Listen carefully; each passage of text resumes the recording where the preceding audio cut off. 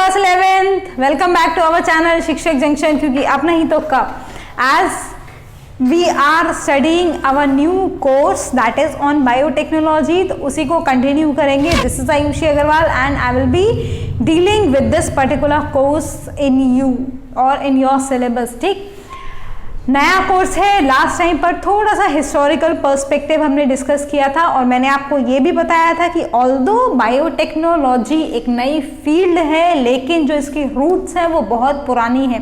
शायद इसीलिए इसकी रूट्स पुरानी होने की वजह से आज ये इतने अच्छे से स्कैटर हो पा रही है और इतने फ्रूटफुल हमको रिजल्ट्स दे पा रही है। क्योंकि हम सबको पता है कि अगर रूट स्ट्रॉन्ग होते हैं तो ऑब्वियस ही बात है उसके सारे पार्ट्स, लीव्स हुए, फ्रूट्स हुए, फ्लावर्स हुए, सब कुछ स्ट्रॉन्ग होगा। तो शायद यही उसका रीज़न है। देखो, लास्ट वाली क्लास में हमने लुई पाश्चर का जो कॉन्ट्रीब्यूशन है specially towards the fermentation field वो देख लिया था, है ना। हमने देखा था कि कैसे लुई पाश्चर ने ये प्रूफ किया कि फर्मेंटेशन के थ्रू माइक्रो ऑर्गेनिजम्स शुगर को हाइड्रोलाइज करके हमको अलग अलग प्रोडक्ट्स देंगे।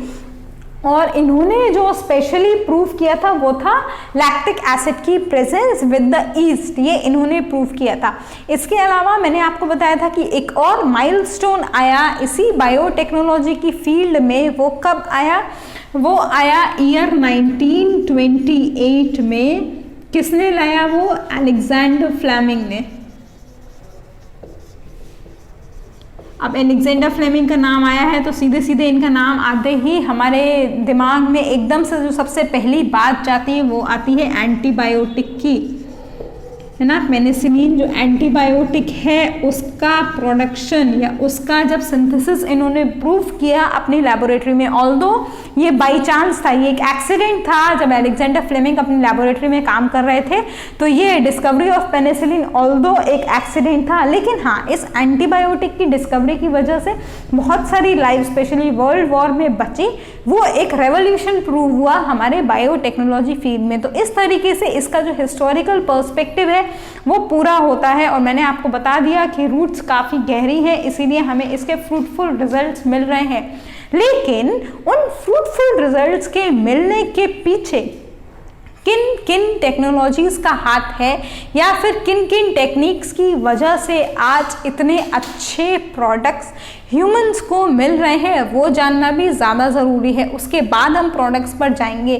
फाइनल प्रोडक्ट मिलने से पहले आपको पता होना चाहिए कि स्टार्टिंग पॉइंट कहाँ से है, जो हमने देख लिया हिस्टोरिकल पर्सपेक्टिव। अब उस फाइनल प्रोडक्ट तक जाने के लिए कौन कौन से ऐसे ऑब्स्टेकल्स आए होंगे या कौन कौन सी ऐसी फील्ड्स के थ्रू ये बायोटेक्नोलॉजी गई ताकि हमें वो प्रोडक्ट्स मिले, वो अब हम देखने वाले हैं। तो अब जो हमारा नेक्स्ट टॉपिक होने वाला है इस चैप्टर के डिस्कशन का वो है टेक्नोलॉजिकल एडवांसमेंट्स। यहाँ पर हम, क्योंकि ओवरव्यू चल रहा है बायोटेक कोर्स का, भी आप ले सकते हो या आप ऐसे भी कंसिडर कर सकते हो कि फर्स्ट चैप्टर चल रहा है हमारा, तो हम बहुत शॉर्ट में जाएंगे। लेकिन बिल्कुल भी अगर कुछ भी समझ में नहीं आए तो I am always there for you, you can ask in the comment section.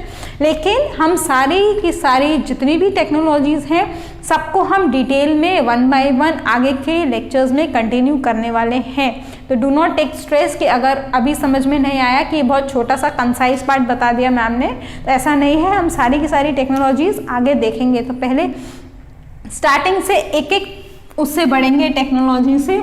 लेकिन हाँ, जो अल्टीमेटली हमारा प्रोडक्ट है वो वही है जो ह्यूमंस के लिए यूज़फुल है। हम हमेशा ह्यूमंस की बात इसीलिए करते हैं क्योंकि ह्यूमंस ही हैं जो उस प्रोडक्ट को किसी और के लिए भी यूज़फुल बना पाएंगे। ठीक है, ऑल्दो ये थोड़ा पॉजिटिव वाला पॉइंट हो जाता है ह्यूमंस के लिए प्रूफ करना, जो कि इसको वो एडवर्स इफेक्ट्स में भी लेते हैं, एक्सप्लॉयटेशन ज़्यादा करते हैं उसका। लेकिन यही है तो है, कुछ नहीं कर सकते उसमें।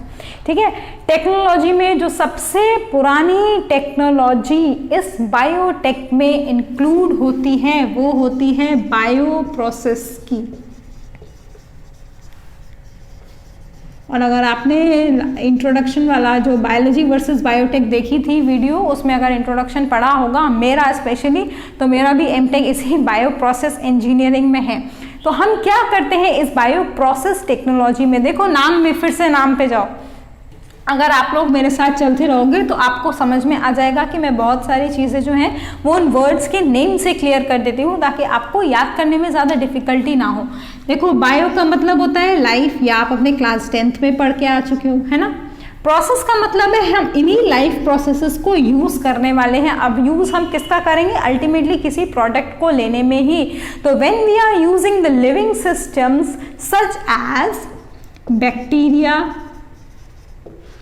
or we are using the cells, right, or we are using some any living system, कोई भी living system अगर हम use कर रहे हैं किसके लिए? ultimately in order to get our desired product,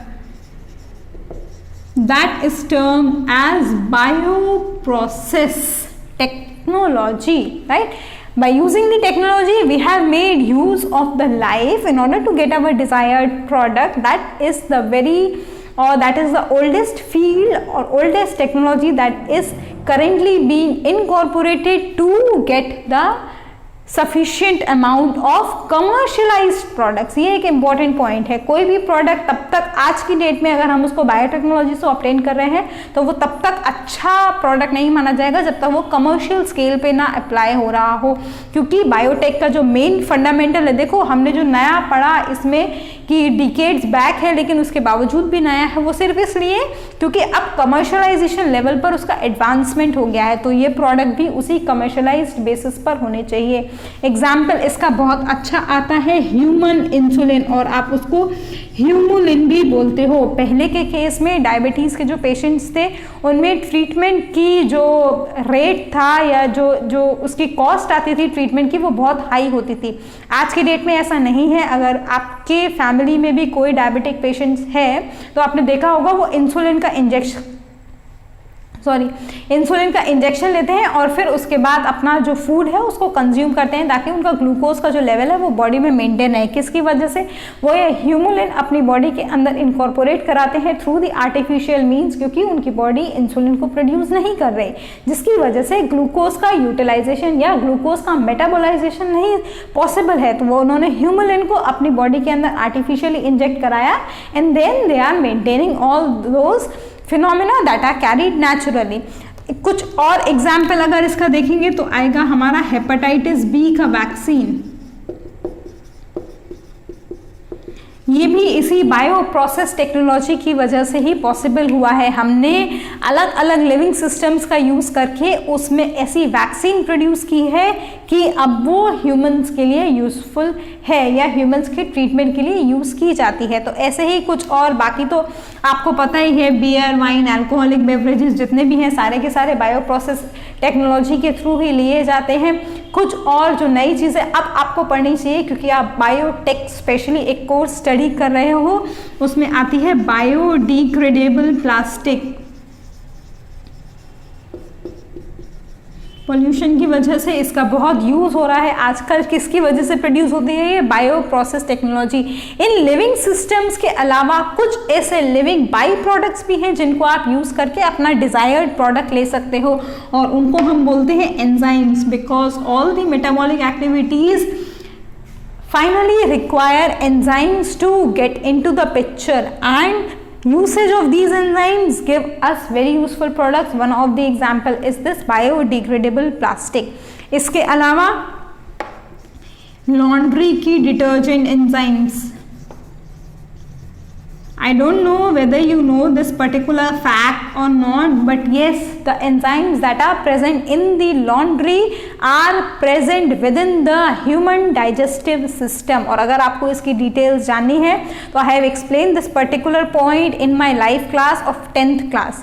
ठीक है, तो वहाँ पर भी आप जाके उसको देख सकते हो या उसको सुन सकते हो कि कैसे ह्यूमन डाइजेस्टिव सिस्टम को एक्सप्लॉइट करके हमने वहाँ से जितनी भी हमारी लॉन्ड्री की क्लीनिंग में एंजाइम्स का यूसेज होता है, या जो आपके डिश वॉश बार्स हैं, आपके सोप्स हैं, इन सब में भी जो एंजाइम्स का यूसेज होता है वो एक्चुअली में हमारे डाइजेस्टिव सिस्टम के ही डेरिवेटिव्स हैं या फिर एग्जैक्टली वही हैं। अब आप उसको ऐसा नहीं है कि आप ह्यूमन के डाइजेस्टिव सिस्टम में से वो एंजाइम्स निकालते हो, अब आप उसको सिंथेटिक केमिकली सिंथेसाइज करते हो विद इन द लैबोरेटरीज, क्योंकि हमको उसका स्ट्रक्चर पता चल गया है। किसका यूज करके?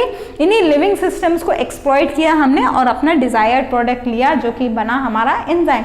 ऐसे ही बहुत सारे हैं, द लिस्ट इज एंडलेस।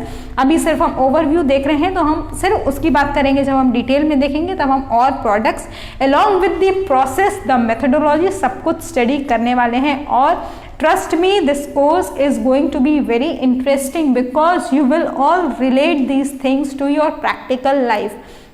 आपको पता चलेगा कि पहले के टाइम में और आज के टाइम में कितने डिफरेंसेस हैं। ऑल्दो उन डिफरेंसेस के कुछ साइड इफेक्ट्स भी हैं, because both things go side by side. अगर एडवांटेजेस आ रहे हैं तो डिसएडवांटेजेस भी आएंगे ही आएंगे, और उन एडवांटेजेस का ही जब ओवर एक्सप्लॉयटेशन होता है तभी डिसएडवांटेजेस आते हैं। तो वो भी सब कुछ हम डिस्कस करने वाले हैं।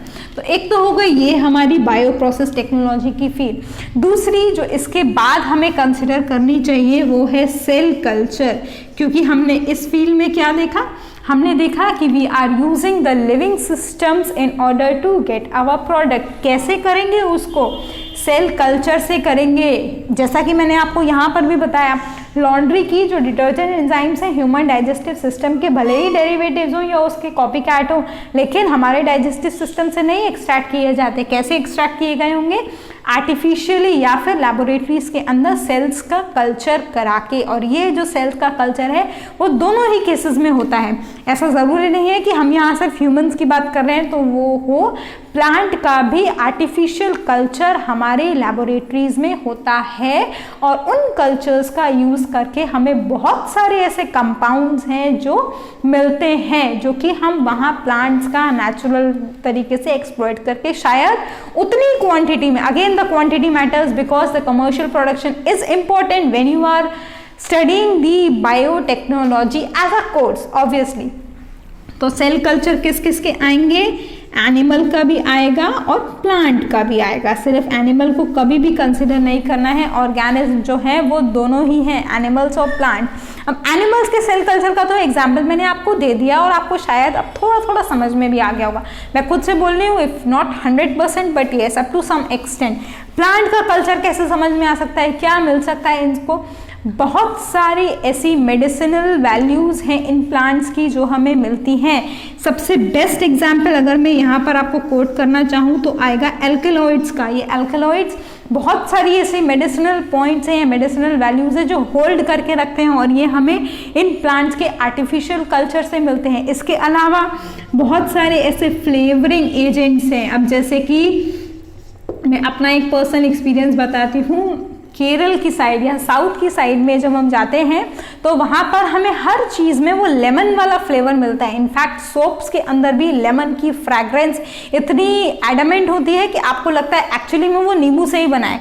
नींबू से नहीं बना, जो नींबू की पत्तियां वहाँ पर जो वीड की तरह ग्रो होती हैं वो उनसे एक्सट्रैक्ट करके लेते हैं। तो कैसे हुआ? प्लांट सेल कल्चर से हुआ। इसके अलावा चलो वहाँ तो बहुत ज़्यादा क्वांटिटी में वो ग्रो हो रहा है, दूसरी जगह जहाँ नहीं ग्रो हो रहा वो क्या करेंगे? वहाँ जाके क्या तोड़ के लाएंगे? नहीं, लैब्स के अंदर आर्टिफिशियल कल्चर कराएंगे पेट्री प्लेट्स में। फिर से without the requirement of soil you can grow plants. अगर आपसे कोई पूछे अब कि क्या मिट्टी के बिना भी प्लांट्स को ग्रो करा सकते हो, तो आपका रीजन होगा हाँ करा सकते हैं। कैसे? प्लांट कल्चर का यूज करके, और हम वो करने भी वाले हैं। अगर आप चैनल के थ्रू जुड़े रहोगे तो आप देखोगे कैसे एक टम्बलर में, जिसमें आप शायद पानी भी पीते होगे, उस टम्बलर में, but yes you require the solutions, ऐसे ही सिर्फ पानी में ग्रो नहीं हो जाएगा। एक प्लांट की सेल से भी आप पूरा का पूरा प्लांट बनाओगे और उन सब से ये ले लोगे। ये सब हम बायोटेक में पढ़ेंगे, ठीक है। एनिमल का एग्जाम्पल बहुत सारा है।